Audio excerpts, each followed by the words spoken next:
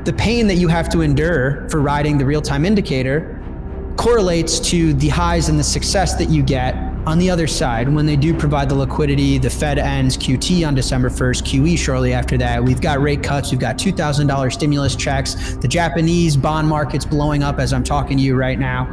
So Bitcoin will be both the most painful to hold when liquidity is tight and most prosperous to hold when liquidity is gushing. It's just, what's your risk tolerance, what's your approach, what's your time preference, and what's your belief? If you believe that fiat isn't gonna last, Bitcoin's the best expression of that, but it comes with these market events. But given the liquidity cycles bottoming out, I think this is a buy the dip and the market's digesting a lot of information as opposed to... Jack Mallers begins with a foundational principle.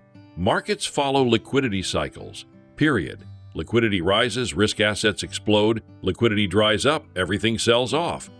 But Mallers argues that markets today across equities, bonds, and crypto have not fully digested the magnitude of the liquidity dislocation we are living through.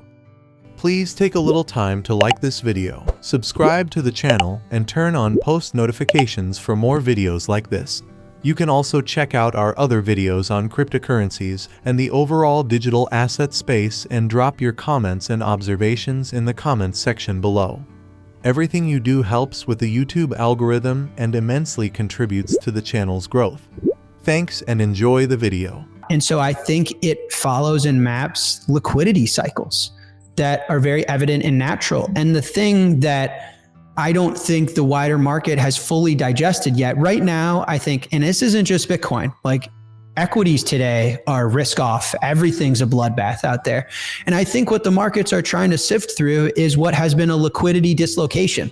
If you think this Trump administration campaigned on liquidity, liquidity, liquidity, in part because it sounds good, and the other part is because they have to print the money, but they wanted to reindustrialize, right? There was all sorts of pro-liquidity talk, but then you got Elon Musk that tried to doge the place and send us into austerity.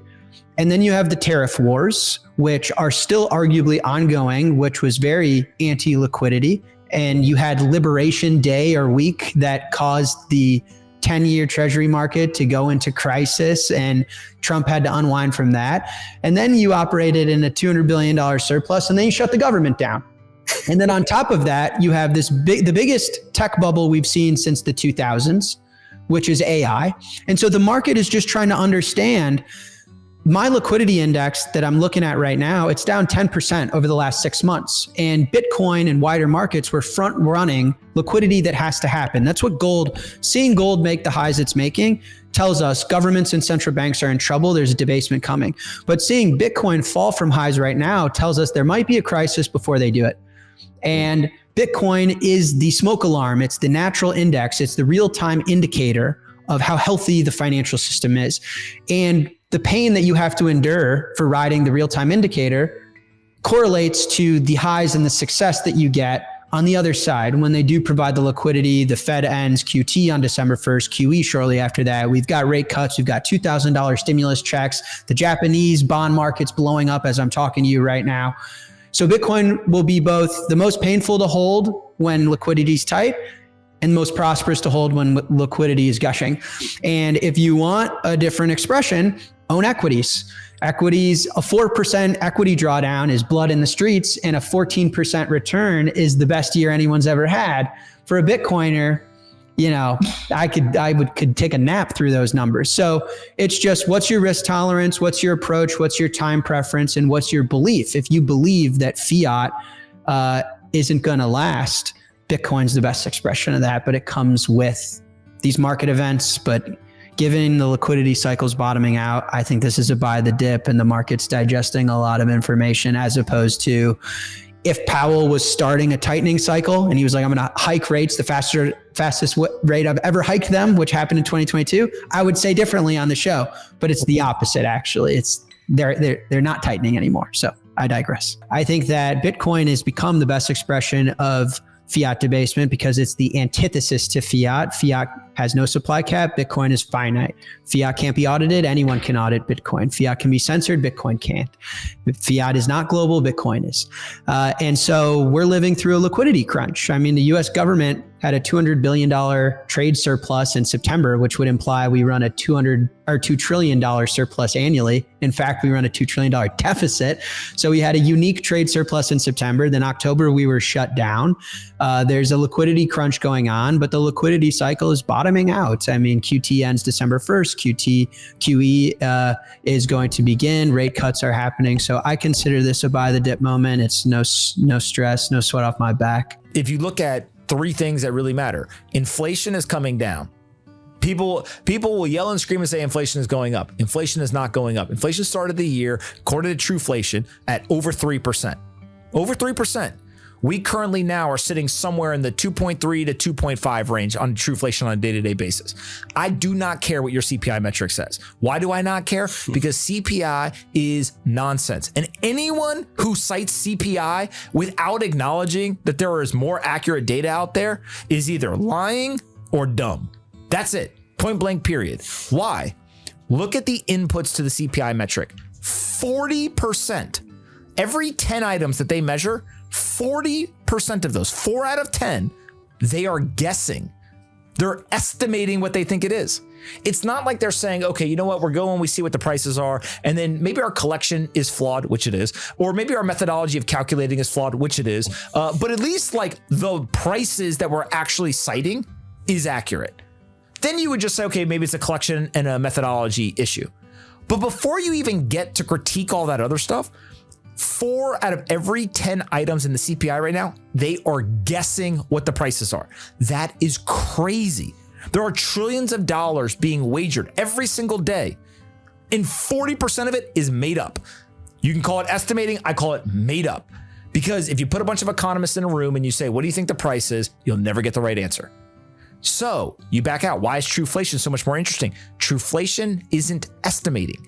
It is looking at real-time prices. And now they're expanding.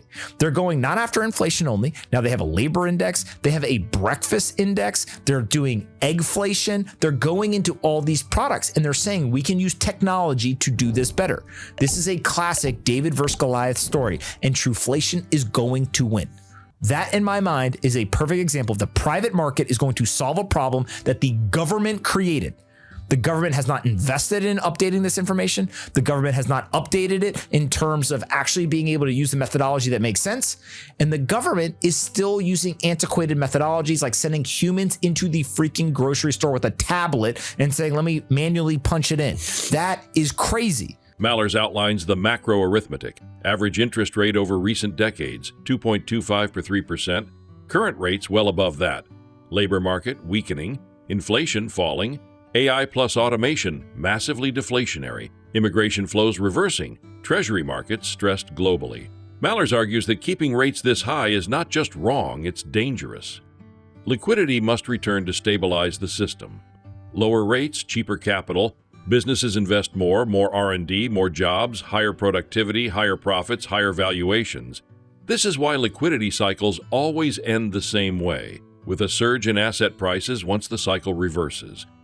Go back to, why do we need to cut interest rates? Well, if inflation is actually not at 3%, but it is at 2.5 to 2.3% and coming down this year because it started at over 3%, that completely removes the narrative of inflation is going to be a problem. The second thing is the Fed finally now admits, the Fed, this is not me talking, this is not you talking, this is the Federal Reserve finally is admitting that the tariffs did not create inflation. They do not see being passed on to consumers. All the people who are predicting the tariffs are going to be horrible, the tariffs are going to create empty shelves, the tariffs are going to raise prices. The Federal Reserve is telling you, Jerome Powell, out of his own mouth, said the tariffs are not getting passed on to the consumer. So now we understand that that's not an issue. On top of that, we know that the labor market is weakening. The labor market, a lot of people, they don't realize this. Yes, there's a big technology story going on, but we also have a huge deflationary trend in that we are deporting a ton of people. Those people are here illegally, and so you are taking people out of the workforce. I believe that Joe Biden and his administration, they opened up the border intentionally, specifically because they believed that they needed more workers in the US. I disagree that that was the right thing to do. I don't think that they should have broken the law. I don't think that they should have just said, hey, anyone from anywhere can come here. There's massive second and third order effects of this that are a huge problem. But I believe that that is ultimate. Everyone's trying to get, why would they do this? Why would they? Do you remember did you see the video of the Texas, I think it was National Guard, went to the border and they laid down a bunch of concertina wire, like the razor wire on the ground. The US government, the federal government under Joe Biden sent a group down there and they took a forklift and they lifted up the concertina wire and people were running underneath it. That's crazy. It's like me saying, you know what, at a prison, right? Hey, let me just unlock your cell and leave it open. Go ahead, leave, right? People will be like, well, that's wrong.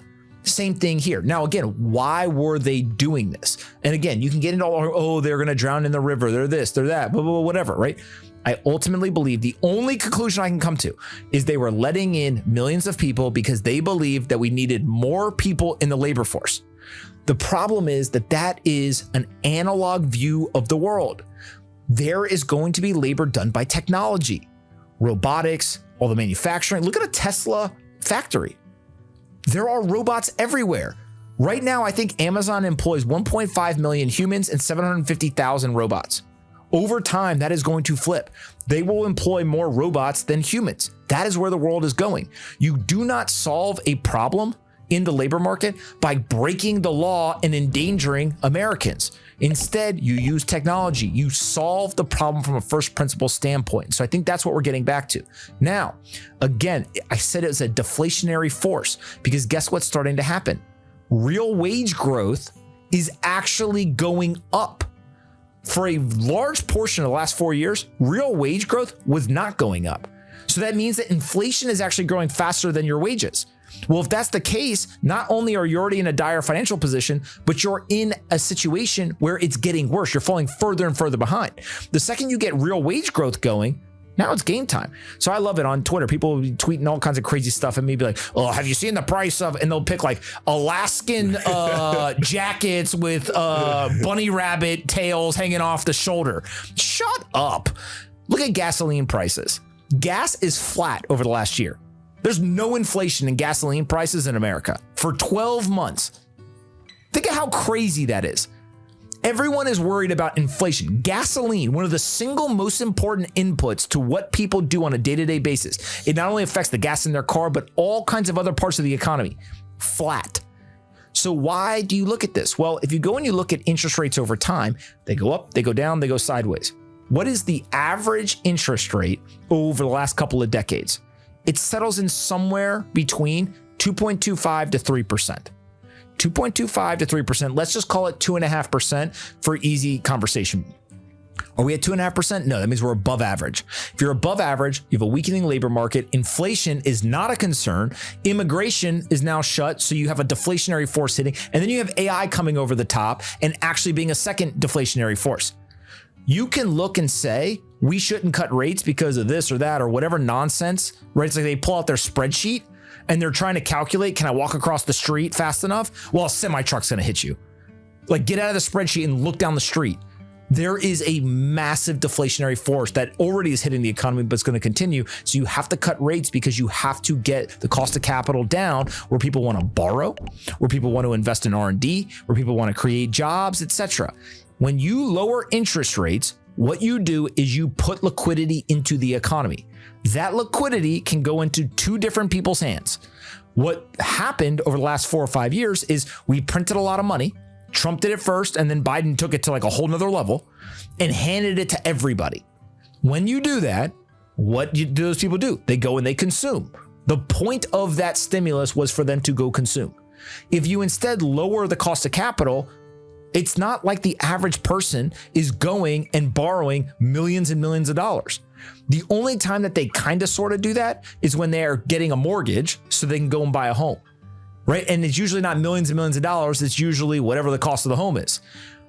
Who is borrowing lots of money when you lower the interest rate? Businesses. What are businesses doing with that money? They're investing it. They're investing it in R&D. They're investing it in creating jobs. They're investing it in scaling their products, doing all that stuff. So by lowering the cost of capital, you are incentivizing people to use that capital in the market to go and create some sort of profitable venture. Now, if you add that in with AI, you're getting increase in efficiency. Increased efficiency means more productivity. More productivity means that you get more profits. More profits mean you get a higher valuation. And so that's where you'll see this force playing out. And so the Federal Reserve lowers the interest rate. All of a sudden, the companies have more profit. If the companies have more profit, what do they do with it? They either give it back via share buybacks and dividends, or they invest it. That's it. Mallers concludes by contrasting fiat and Bitcoin. Fiat has no supply cap. Bitcoin does. Fiat cannot be audited. Bitcoin can. Fiat is censorable. Bitcoin is not. Fiat is national. Bitcoin is global.